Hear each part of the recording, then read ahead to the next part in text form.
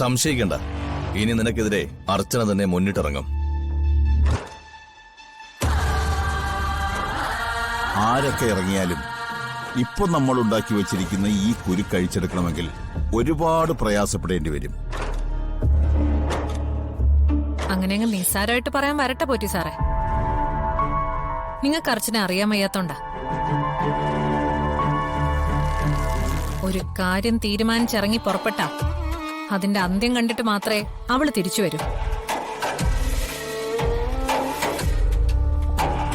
അത് ഞാൻ ഒരുപാട് തവണ കണ്ടിട്ടുള്ളതാ.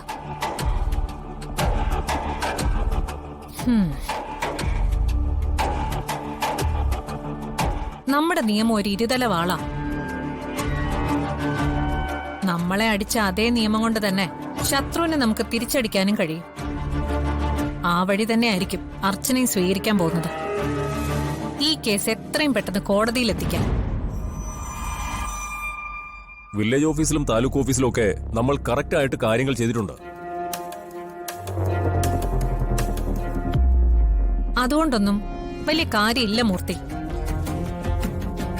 കേസ് കോടതിയിലെത്തിയാൽ മിടുക്കനായ ഒരു വക്കീൽ രണ്ടും കൽപ്പിച്ചിറങ്ങി പുറപ്പെട്ടാൽ നമ്മളിപ്പോ ഉണ്ടാക്കി വെച്ചിരിക്കുന്ന ഈ ആധാരങ്ങളൊക്കെ ഫേക്ക് ആണെന്ന് സിമ്പിളായിട്ട് തെളിയിക്കാൻ പറ്റും. ഇല്ലേ വക്കീലെ? ഉറപ്പായും സാധിക്കും. അതുകൊണ്ട് എന്ത് വില കൊടുത്തും ഈ കേസ് കോടതിയിൽ എത്തുന്നത് തടയാനാണ് നമ്മൾ നോക്കേണ്ടത്. വക്കീല് പേടിക്കണ്ട, അതിനുള്ള കെട്ടുകളൊക്കെ ഞാൻ കെട്ടിയിട്ടുണ്ട്.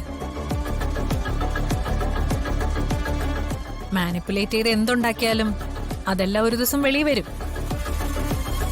അത് പ്രകൃതി നിയമോ. പക്ഷെ എനിക്കിവിടെ ജയിച്ചേ പറ്റൂ. വേണമെങ്കിൽ ഈ സ്വത്തുക്കളിൽ കുറച്ച് എന്റെ പേരിൽ എഴുതി വെക്കാം. അല്ല, ഒരു സേഫ്റ്റിക്ക്. സ്വത്തുക്കൾ ഒരു കൈമാറ്റം കൂടി നടന്നാ പിന്നെ അത് തിരിച്ചു പിടിക്കുക അത്ര എളുപ്പമല്ല. അത് വേണ്ട.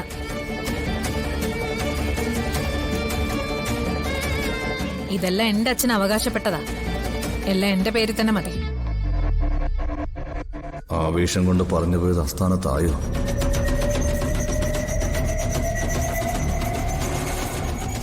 ഏയ്, സംശയമൊന്നും തോന്നിക്കാണില്ല.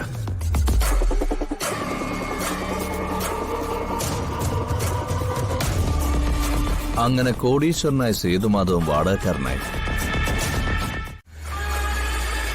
എന്റെ ജീവിതത്തിന്റെ നല്ലൊരു ഭാഗം ചെലവഴിച്ചിട്ടാ അവരെ ഞാൻ ഈ അവസ്ഥയിലാക്കിയത്. കൊട്ടാരത്തിൽ നിന്ന് കുടിലേക്കെന്ന് പറഞ്ഞു കേട്ടിട്ടില്ലേ? അതുപോലെ സ്വന്തം വീട്ടിൽ നിന്നും വാടക വീട്ടിലേക്ക്. അവിടെ ചെന്ന് അവരെ നേരിട്ട് കാണണമെന്ന് എനിക്കൊരാഗ്രഹമുണ്ട്. അതിന് സമയമായിട്ടില്ല. ഇപ്പോൾ നമ്മൾ ശ്രദ്ധിക്കേണ്ടത് അർച്ചന എന്ത് ചെയ്യാൻ പോകുന്നു എന്നുള്ളതാണ്. എന്നെ ചതിച്ചവരോട് ഞാൻ ഒരിക്കലും ദയ കാണിക്കില്ല.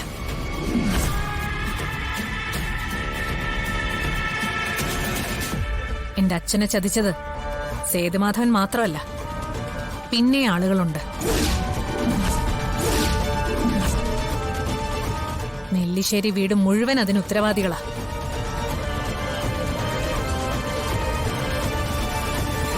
എന്തായാലും അവർ എന്താണ് ചെയ്യാൻ പോകുന്നതെന്ന് നമ്മൾ മുൻകൂട്ടി അറിഞ്ഞുകൊണ്ടിരിക്കണം. നമുക്കൊരു തിരിച്ചടി ഉറപ്പായിട്ടും വരും വക്കീലെ. പക്ഷെ അതിനെ നേരിടാനാണ് നമ്മൾ ആയുധങ്ങൾ ഒരുക്കേണ്ടത്.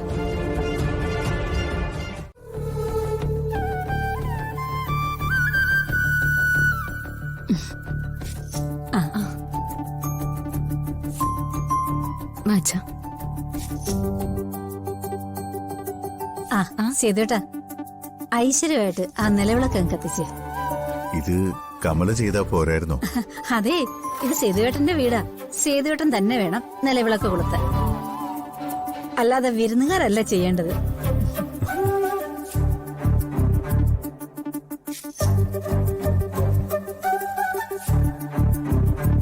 അതിന് നിങ്ങൾ വിരുന്നുകാരല്ലല്ലോ, വീട്ടുകാരല്ലേ? ഓ, അങ്ങനെ.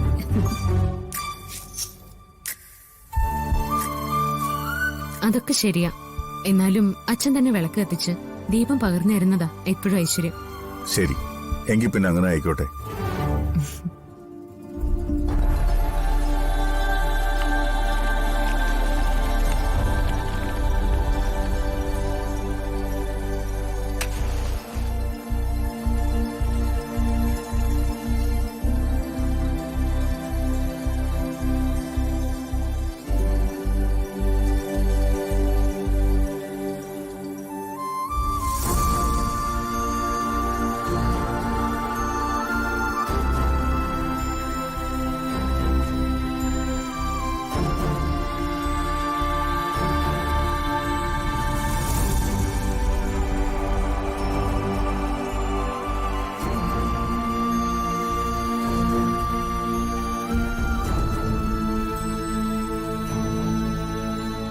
നീ ആരെയായി നോക്കുന്നേ?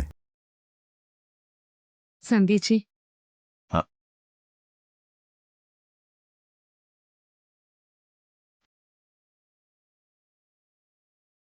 സന്ധ്യേച്ചി ഇങ്ങ് വന്നേ. ഈ ദീപം സന്ധ്യേച്ചി സ്റ്റൗവിൽ കത്തിച്ചാൽ മതി.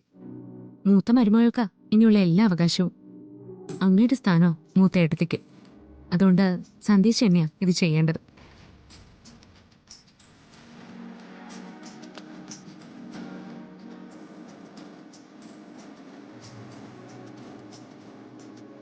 അയ്യോ, അതൊന്നും വേണ്ട. ഇതുവരെ എല്ലാ കാര്യങ്ങളും നോക്കി നടത്തിയത് അർച്ചനയല്ലേ? അച്ഛനും ഇവിടെയുള്ള എല്ലാവരും കാത്തിരിക്കുന്നത് അർച്ചന പാല് കാച്ചുന്നത് കാണാന്.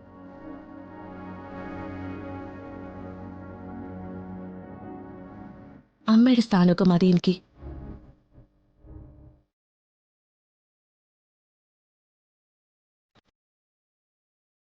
നമ്മുടെ വീട്ടിലെ നാഥ അർച്ചന തന്നെ.